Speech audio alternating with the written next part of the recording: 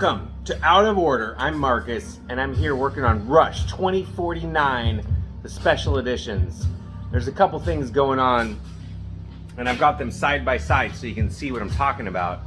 One of them is exhibiting a screen door effect. The other one is not. And I'll talk about that in a second.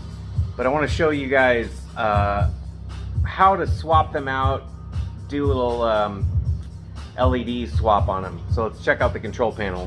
So I have the control panel dropped down. This is the motor. The belt inside here, I'm not sure if that one's newer or if this one is newer, but I did lubricate the gears and some of the bearings and stuff as best as I could with some trusty super lube.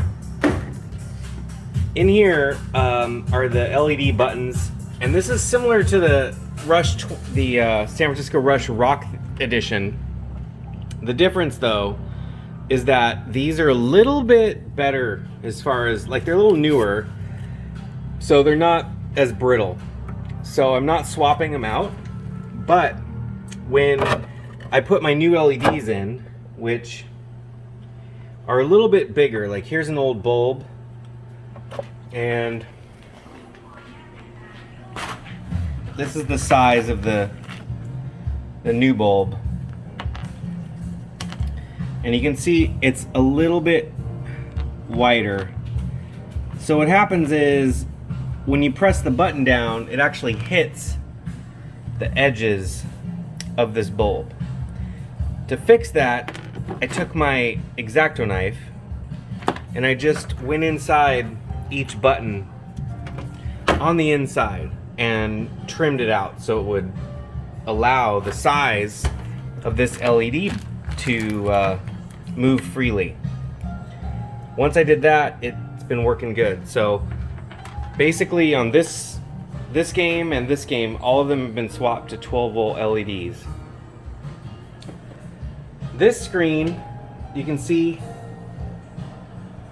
looks pretty good. This one looks really whack. I don't know if it's showing up on camera or not. But the reason is, in this case, is that these have been converted to LCD monitors. And the LCD adapter is located in the computer, inside the computer. And so what I did was I relocated it on this machine over here to be outside. So here's the back of the machine, and this cable that's going in is actually the HDMI cable, right?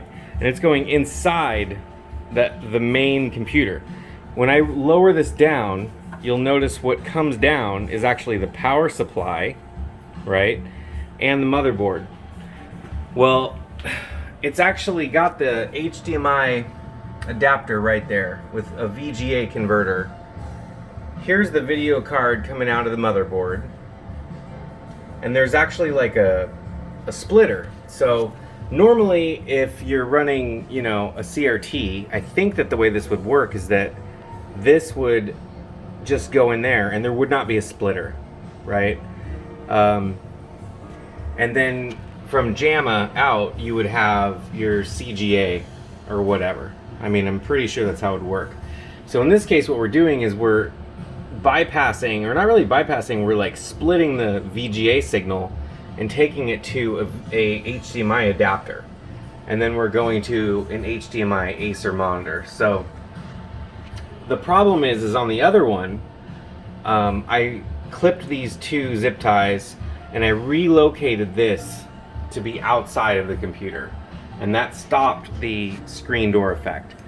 The way I'm going to do that is with this small extension cable. So this small VGA extension cable will give me the added length to relocate this converter box outside, which seems to have worked for this machine. Alright, so what I did was move the VGA adapter converter thing outside of the computer. Also taped up the extension VGA cable, which is really short. I also took a magnet from one of these other wires and put it around the VGA cable, which seems to help insulate any sort of interference. Yeah, I think it should be good now. Let's check it out. This is basically what I did with the other side. All right, so there you can see it looks pretty smooth.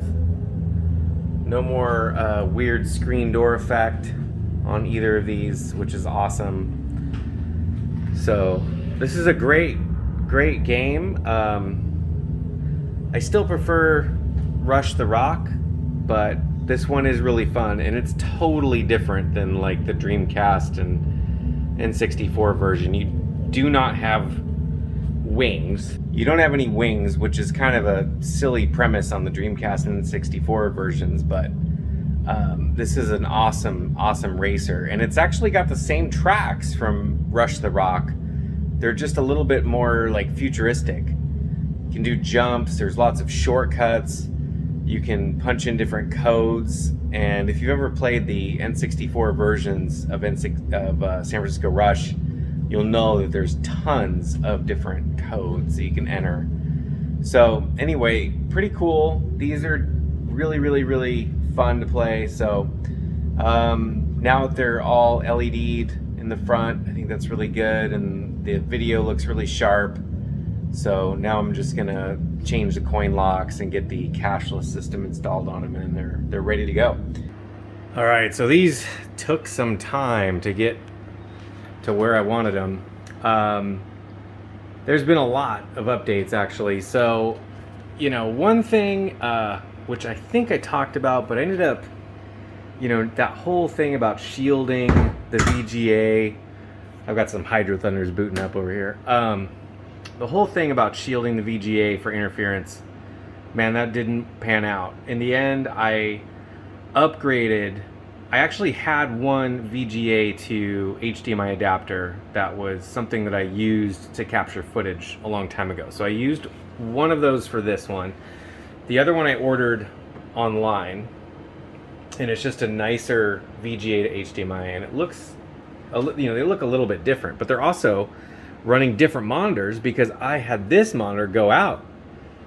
So that was pretty terrible. So I had to get a new monitor. So I tried to make them look as close as possible, you know. But yeah, so once I did that, I did finish up. I got all the buttons switched. Got all the buttons switched to LEDs. I went through, you know, greased up, lubed up all the steering wheels. There was one of them, I think this one over here, had some serious like grinding that I was able to remedy with some of that super lube. I don't know if you guys have seen that, but Harbor Freight sells it. Works really good.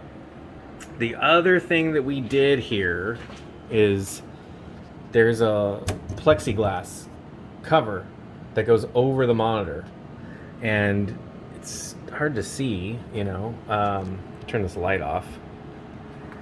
So it does go over the entire monitor. That's just a reflection in there. It doesn't actually curve. It looks really good though. When you're sitting down, it looks really nice, and it doesn't have, you know, there's no way to reach in and touch the actual monitor. I also added this like bezel thing that can be removed if we need it to be removed, but it just covers up the label of the monitor. But yeah, this is a really fun game. It just needed a little bit of extra stuff going on to get it to kind of be over the top. So yeah, LED'd, greased up the pedals and the steering wheels, and then yeah, like I said, unfortunately had to swap out the monitor over here. But now they look good, so they are done. So that does it for this episode of Out of Order. Thanks for watching. If you liked the video, leave a like, share it around. Thanks for subscribing to Sunset Hotline. And until next time, you know what you're going to do. You're going to keep that shit retro by playing Rush 2049 on the Sega Dreamcast later on.